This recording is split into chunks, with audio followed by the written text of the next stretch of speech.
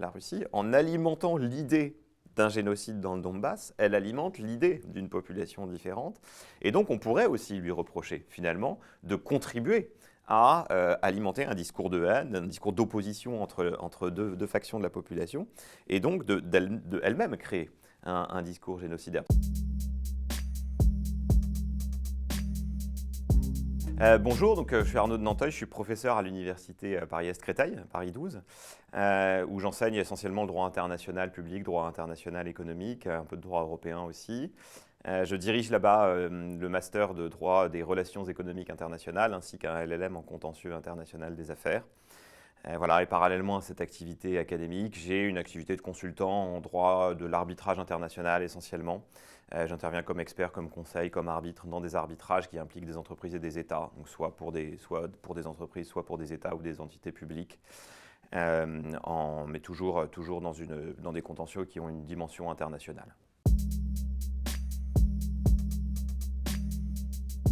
Alors, effectivement, le contexte, il est relativement connu. Hein. C'est le contexte, évidemment, de l'invasion du territoire ukrainien par la Russie fin février 2022.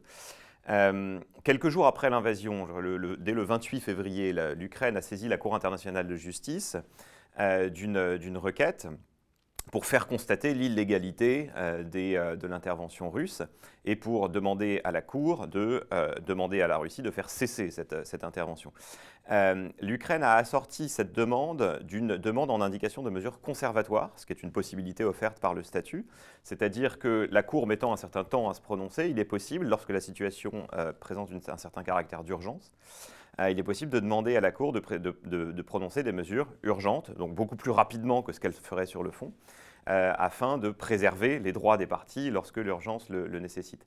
C'est ce qu'a fait l'Ukraine au regard de la situation dans laquelle l'urgence est évidemment caractérisée, en demandant donc à la Cour d'indiquer des mesures conservatoires et en particulier de demander à la Russie de cesser, de mettre un terme à ses activités. C'est ce qu'a fait la Cour par cette ordonnance du 16 mars 2022, donc une ordonnance rendue extrêmement rapidement, en 2 semaines, à peine un peu plus de 2 semaines, et dans laquelle la Cour constate effectivement qu'il semble que l'action russe soit illicite. Ça, on va y revenir, il n'y a pas nécessairement une détermination définitive sur le fond, mais la Cour estime que les circonstances sont réunies, en tout cas, pour prononcer des mesures conservatoires, et la Cour prononce des mesures conservatoires. En particulier, elle demande à la Russie de mettre un terme à l'opération militaire spéciale sur le territoire ukrainien, dans la mesure où cette opération cause des dommages ou est de nature à causer des dommages qui sont irréversibles. Voilà le contexte général de l'ordonnance.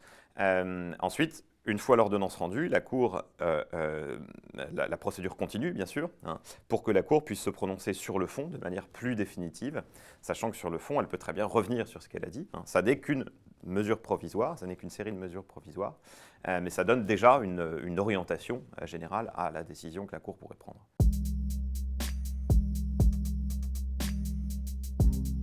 Alors le fondement du prononcé de l'ordonnance, il est assez délicat parce que ça nécessite simplement de quelques explications parce qu'en droit international, la Cour internationale de justice n'a pas de compétences obligatoires, comme un juge national aurait une compétence obligatoire dans un litige entre deux particuliers. C'est-à-dire on ne peut pas échapper au tribunal de police ou au tribunal correctionnel si les actes qu'on accomplit correspondent à un délit ou à un crime, etc. En droit international, une juridiction, et la Cour internationale de justice elle-même, n'a de compétence que si les États ont consenti à cette compétence. Ensuite, il y a différents moyens pour les États de consentir à cette compétence. Les États peuvent consentir à la compétence en avance, auquel cas ensuite ils ne peuvent plus échapper à cette compétence, mais encore faut-il trouver un consentement. Et donc là, dans la situation présente, l'Ukraine avait besoin de trouver un consentement de la Russie à la compétence de la Cour, qui porte sur quelque chose en lien avec la situation. Parce qu'il peut y avoir, par exemple, un accord de commerce entre les deux États avec un consentement à la compétence de la Cour pour les litiges commerciaux. Ça n'aurait pas été pertinent ici parce que ça n'est pas un litige commercial. Et le seul fondement qui existait et que l'Ukraine a exploité, c'est la Convention pour la prévention et la punition du crime de génocide, qui est une convention assez ancienne, de 1951, par laquelle tous les États partis s'engagent à agir contre le crime de génocide. Et dans cette convention, les États reconnaissent la compétence de la Cour pour les litiges relatifs à l'application, l'interprétation de la Convention pour la lutte contre le crime de génocide.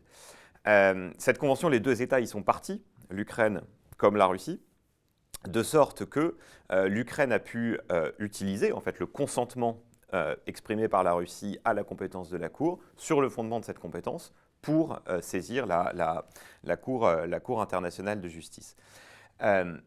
Ensuite, ça implique évidemment un élément extrêmement important pour le litige, c'est que la logique ici est une logique contractuelle, c'est-à-dire que l'Ukraine ne peut reprocher à la Russie, devant la Cour internationale de justice, l'Ukraine ne peut reprocher à la Russie qu'un comportement contraire à la Convention sur le génocide. C'est-à-dire qu'il y a nécessairement une limitation matérielle de la compétence de la Cour. L'Ukraine saisit la Cour sur le fondement d'une convention, elle ne peut agir que sur le fondement de cette convention. Donc par exemple, elle ne peut pas invoquer une violation des droits de l'homme, elle ne peut pas invoquer une violation du droit de l'environnement, parce que les droits de l'homme et le droit de l'environnement ne sont pas mentionnés dans la Convention sur le génocide. C'est un peu, encore une fois, comme un contrat. Lorsque vous agissez sur le fondement d'un contrat, vous ne pouvez pas demander la violation d'un autre contrat. Donc on a une compétence de la Cour comme ça qui est assez limitée, et qui d'ailleurs posait question dans l'ordonnance, parce qu'il n'était pas absolument certain que la Cour retienne sa compétence, dans la mesure où les questions de génocide sont somme toute relativement marginales dans cette affaire. C'est quand même d'abord une affaire d'agression armée, une affaire d'atteinte à la souveraineté territoriale, et la question des génocides est un peu plus marginale, mais c'est le seul fondement qui existait ici en droit positif, et donc c'est la raison pour laquelle l'Ukraine a décidé d'agir sur le fondement de cette convention.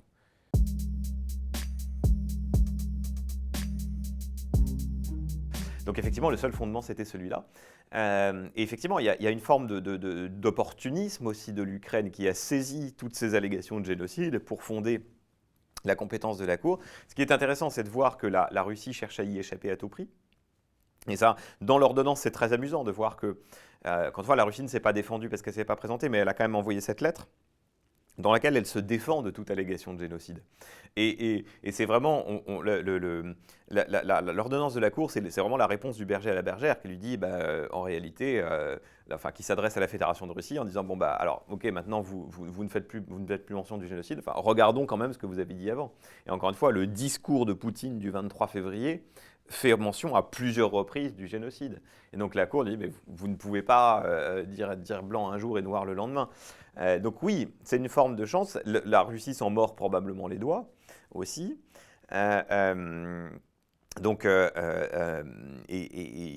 Effectivement, sans ces allégations, ça aurait été impossible.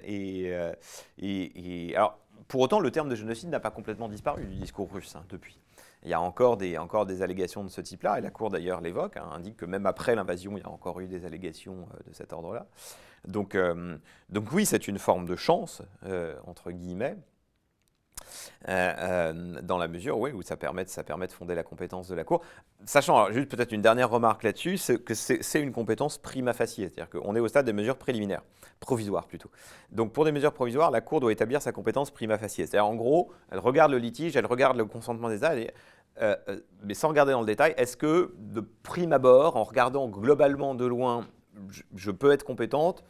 Et pour ça, est-ce que le litige est en lien avec la Convention sur le génocide ? Il semble que oui, donc compétence prima facie.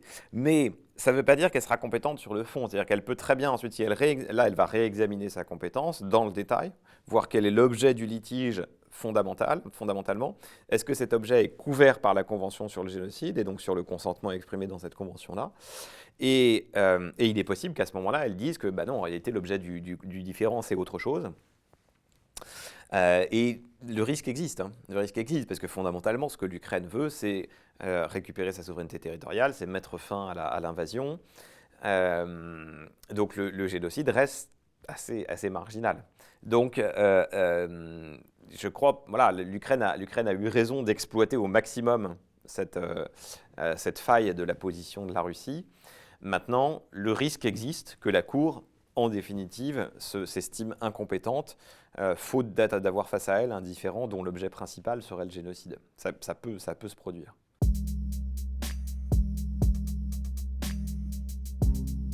Alors, justement, ne peuvent être, la réponse simple et générale, c'est ne peuvent être reprochés à la Russie que des comportements qui seraient en contrariété avec la Convention sur le crime de génocide. La Convention sur le crime de génocide, elle prohibe le génocide, elle prohibe la complicité du crime de génocide, elle prohibe aussi un certain nombre de comportements qui entourent le crime de génocide, l'incitation, le défaut de sanction du crime de génocide, etc. Et donc, on est forcément un petit peu limité. Ce qu'il y a, c'est que ici, dans cette affaire, encore une fois, le crime de génocide, il est relativement marginal. Mais il faut rappeler que si l'Ukraine a agi sur ce fondement-là, c'est aussi parce que dans ses justifications à l'intervention du 24 février 2022, la Russie a invoqué le prétendu crime de génocide qui serait en train de se dérouler dans le Donbass contre les populations russophones et dont la responsabilité reviendrait au pouvoir de Kiev. Donc en réalité, la Russie reprochait à l'Ukraine de procéder à des actes génocidaires et donc à considérer que, pour cette raison-là, elle se devait d'intervenir. Ce qui est un raisonnement qui est absolument faux, mais qui a conduit la Cour internationale de justice justement à rechercher si, dans le différend entre les deux États, le génocide était au cœur des allégations respectives, etc. Et en réalité, c'est ça qui est intéressant, c'est que l'Ukraine a réussi à montrer que dans les motifs justement de l'intervention russe figuraient des allégations de génocide, quoique devant la Cour, ou en tout cas dans la lettre que la Russie a fait parvenir à la Cour, parce que la Russie ne s'est pas présentée devant la Cour, mais elle a quand même fait parvenir une lettre dans laquelle elle refusait la compétence de la Cour, etc. Dans cette lettre, la Russie réfute toutes les allégations de génocide. En disant que ce n'est absolument pas l'objet du litige et que si elle est intervenue, c'est d'abord pour la défense de l'autonomie des populations russophones du Donbass. En réalité, et ce qui est intéressant, c'est que la Cour internationale de justice, dans l'ordonnance justement, revient sur toutes les allégations de la Russie antérieures au 24 février 2024, au discours officiel, même le discours qui a précédé immédiatement l'intervention, quelques heures avant l'intervention, le discours de Vladimir Poutine, à 2 ou 3 reprises mentionne le génocide. Dans les propos précédents, il y avait des mentions du génocide. Donc c'est en réalité comme ça que la Cour va réussir à ramener le génocide au centre du jeu et dire, bah si, en fait, le génocide, c'est bien, enfin, en tout cas, il y a des allégations de génocide d'un côté, qui ont justifié pour la Russie une intervention sur le territoire d'un autre État. Et donc, ça fait partie du litige. Donc, ça va permettre en fait à la Cour de fonder une compétence, ce qu'on appelle une compétence prima facie, en tout cas, donc une compétence, disons, établie de manière provisoire sur ces questions de génocide. Mais voilà, il importe vraiment d'insister sur le fait que, du coup, le contentieux est circonscrit à cette question-là. Et que la Cour, même si elle se prononce sur le fond, si elle confirme sa compétence et qu'elle se prononce sur le fond, elle ne pourra se prononcer que sur les questions en lien avec l'application de la Convention sur le génocide, de sorte qu'il y a toute une partie en fait, du différend qui va lui échapper. Hein, la question de la souveraineté territoriale, des crimes de guerre, la question justement de l'atteinte aux populations civiles, l'atteinte aux infrastructures de l'État. Alors, il y a des éléments qui peuvent rentrer dans le concept de génocide, mais il faut garder ça à l'esprit. C'est-à-dire que la Cour, de toute façon, ne pourra pas régler l'ensemble du différend.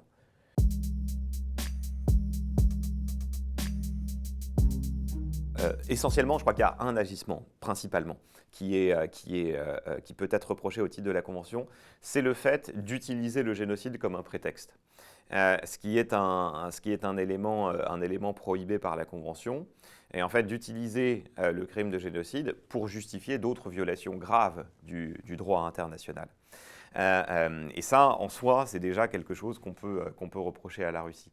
Et le fait est que, en allant un petit peu plus loin aussi, un deuxième agissement qu'on pourrait reprocher à la Russie, c'est le fait que, en invoquant le génocide, en instrumentalisant le terme de génocide, la Russie risque aussi de contribuer à créer une situation génocidaire.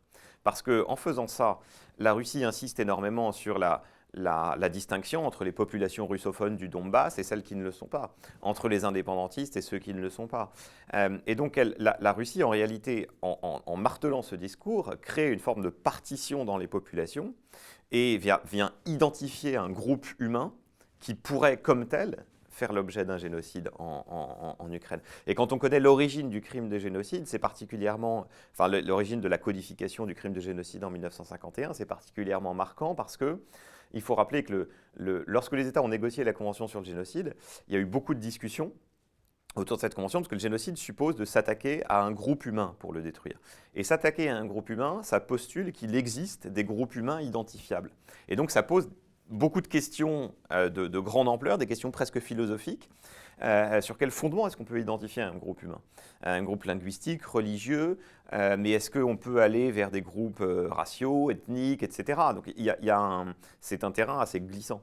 Et donc c'est aussi cette problématique, elle traverse tout le crime de génocide, et c'est vrai que là, la Russie, en alimentant l'idée d'un génocide dans le Donbass, elle alimente l'idée d'une population différente, et donc on pourrait aussi lui reprocher, finalement, de contribuer à alimenter un discours de haine, un discours d'opposition entre deux factions de la population, et donc d'elle-même créer un discours génocidaire. Parce que la Convention sur le génocide, évidemment, elle prohibe les actes concrets de génocide, c'est-à-dire massacrer directement des personnes qui appartiennent à un groupe humain, mais tout ce qui contribue à créer une situation pré-génocidaire ou génocidaire est également prohibé au titre de la Convention. Donc, voilà, je crois que c'est les deux aspects essentiellement. C'est d'une part l'instrumentalisation de ce crime, et d'autre part la participation, finalement, en dénonçant ce crime, la participation, à mon sens, à alimenter une situation qui pourrait s'avérer et qui pourrait basculer dans une logique génocidaire.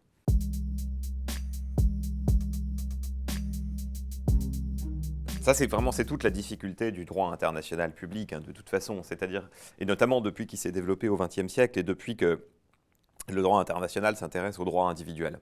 Et la question s'est posée en 1945 et à plusieurs reprises. C'est que le droit international contemporain repose quand même sur un principe fondamental, qui est le principe de la souveraineté territoriale. C'est-à-dire et qui est rappelé à l'article 2, paragraphe 4, même à plusieurs reprises dans les premiers articles de la Charte des Nations Unies. C'est un principe absolument essentiel.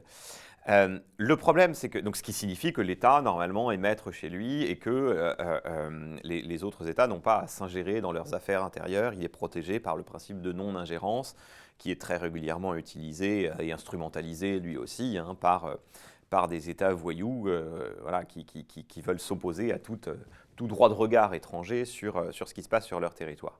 Maintenant, il faut rappeler que la souveraineté territoriale, elle n'est pas absolue. Elle est loin d'être absolue. Parce que la souveraineté territoriale, elle doit se combiner avec le respect des engagements internationaux de l'État. C'est-à-dire que la souveraineté territoriale, elle ne signifie pas que l'État peut faire absolument ce qu'il veut sur son territoire. Elle signifie que l'État peut faire ce qu'il veut dans le respect de ses engagements internationaux.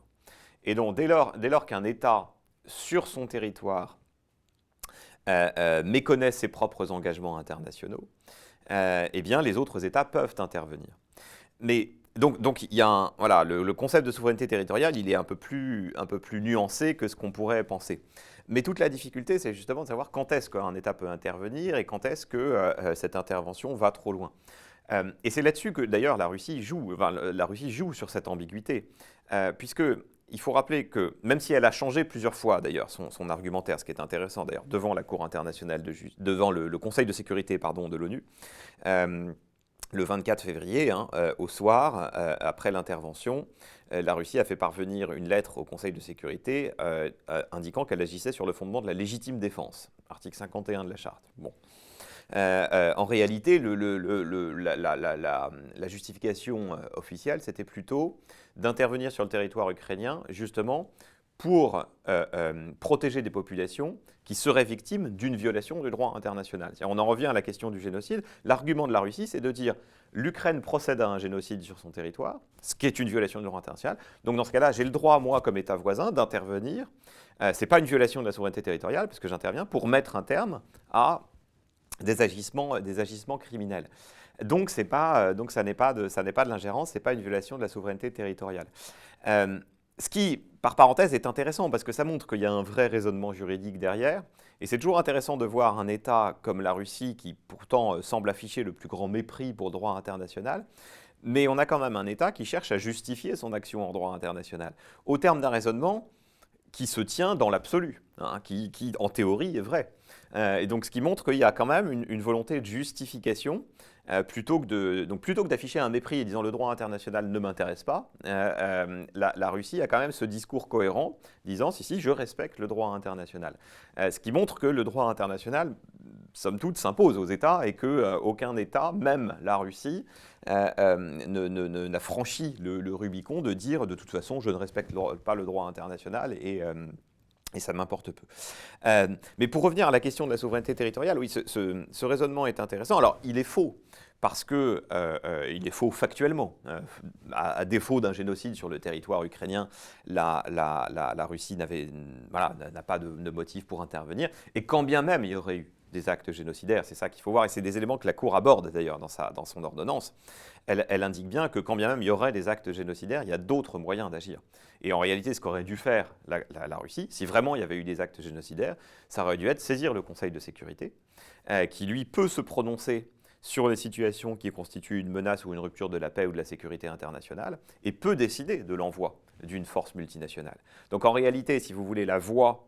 Donc quand bien même le postulat factuel sur lequel repose le raisonnement de la Russie aurait été établi, ce qui n'est pas le cas, mais quand bien même il aurait été établi, la Russie aurait dû passer par le Conseil de sécurité, qui aurait pu très bien constater la rupture ou la menace contre la paix constituée par la situation génocidaire, et donc il aurait pu décider d'une intervention armée pour mettre un terme à cette situation.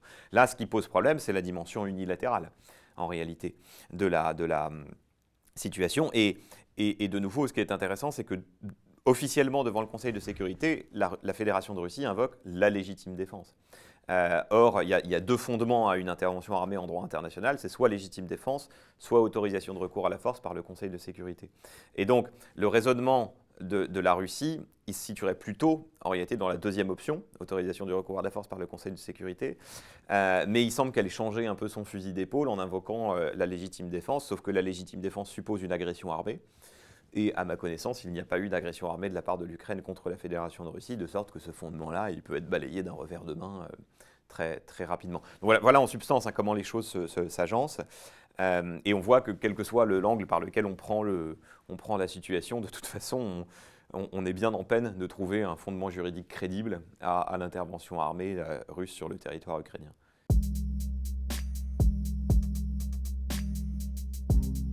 C'est une vaste question, parce que c'est vrai que c'est un argument.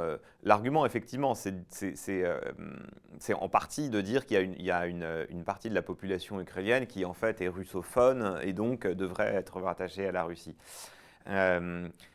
C'est un argument souvent entendu dans les relations internationales, de dire que les frontières ne correspondent pas aux nations.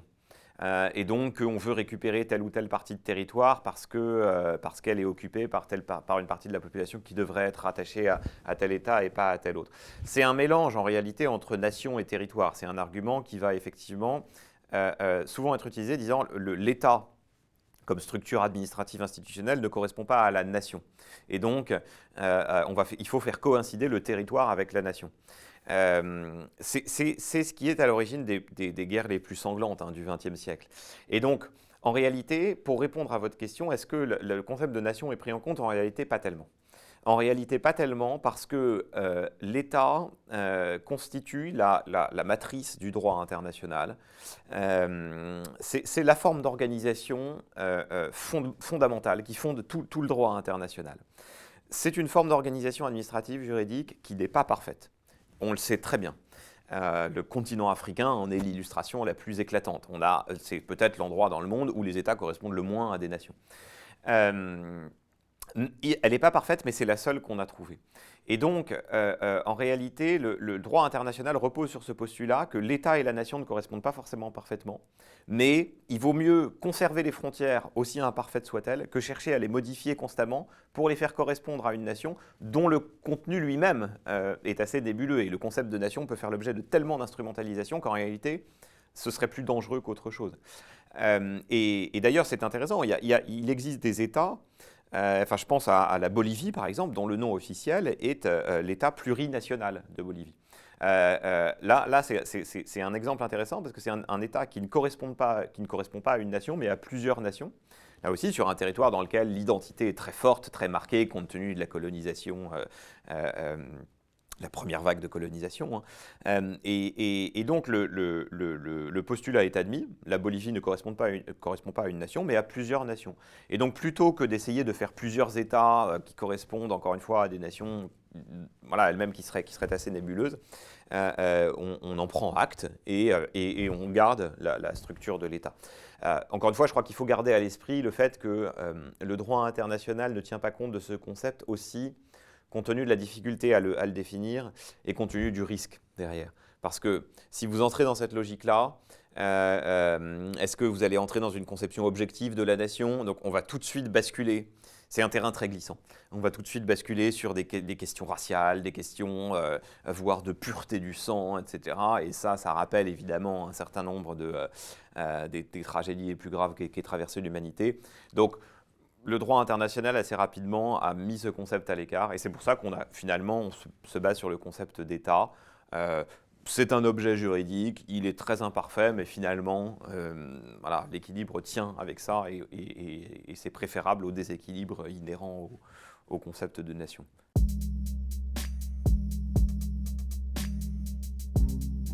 Oui, alors ça c'est une question assez complexe.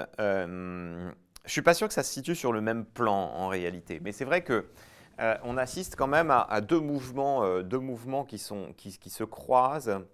Euh, c'est toute la question du multilatéralisme aussi, c'est-à-dire effectivement une volonté de certains États de jouer le jeu du multilatéralisme, de jouer le jeu des institutions internationales. euh, euh, et donc effectivement de faire confiance à la justice internationale, la Cour pénale internationale en l'occurrence, s'il s'agit de Poutine et de ses dignitaires. Et en même temps effectivement une volonté de respecter la souveraineté de l'État, les affaires intérieures, etc., etc., qui est un mouvement aussi très très marqué depuis plusieurs années. Ce qu'il y a, c'est qu'en réalité, je ne suis pas sûr que ce soit les mêmes personnes qui défendent ces thèses-là. C'est-à-dire que je ne suis pas certain que des candidats souverainistes, si on peut les appeler comme ça, hein, à une élection dans un pays occidental, seraient très enclins à soutenir l'enclenchement de poursuites contre Poutine devant la Cour pénale internationale.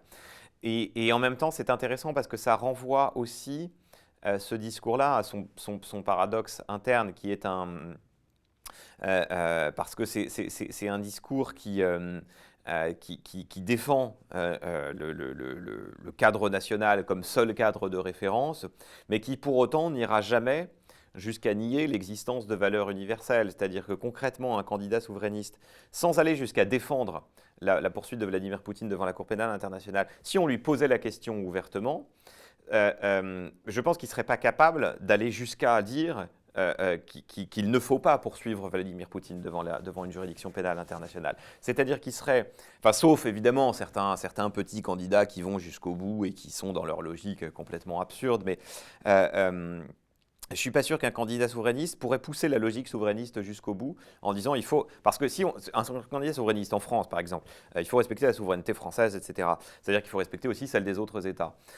Et donc, si on pousse la logique, on dit que donc Vladimir Poutine, il ne doit pas être traduit devant la Cour pénale internationale. Et donc, ça veut dire que si on pousse jusque-là, ça veut dire donc le comportement de Vladimir Poutine, vous estimez que c'est un comportement qui ne constitue pas un crime de guerre, un crime contre l'humanité, et donc qui ne justifie pas d'être déféré devant une juridiction pénale internationale.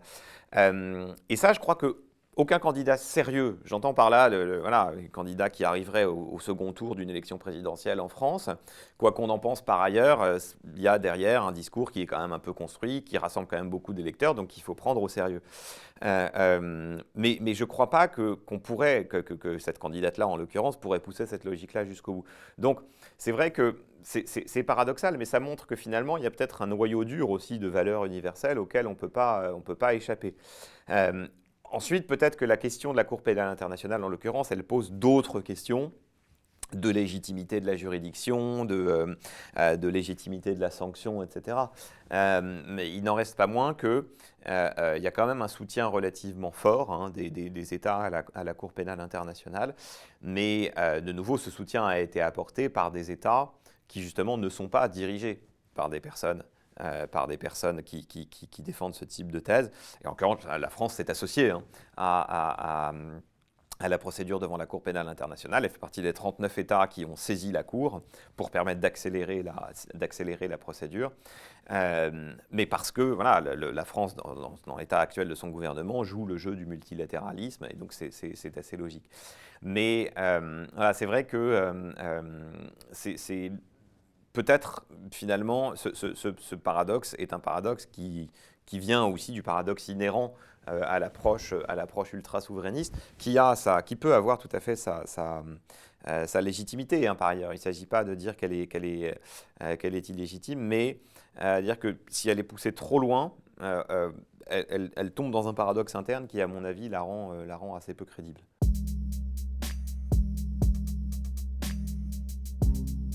Oui, alors ça, si vous voulez, c'est assez ancien en réalité, hein.